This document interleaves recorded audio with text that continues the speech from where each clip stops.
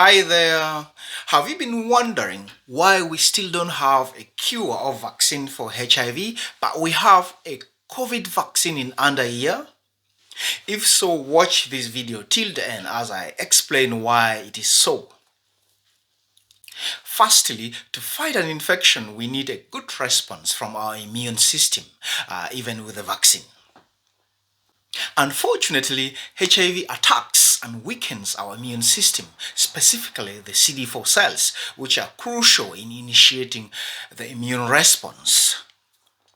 Secondly, the replication cycle of HIV is way quicker than coronavirus, which means more chances of error. More errors mean more mutated copies of itself and more muted strains.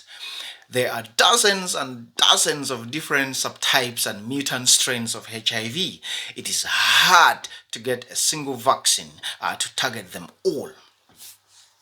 3. HIV is good at tricking and hiding from the immune system.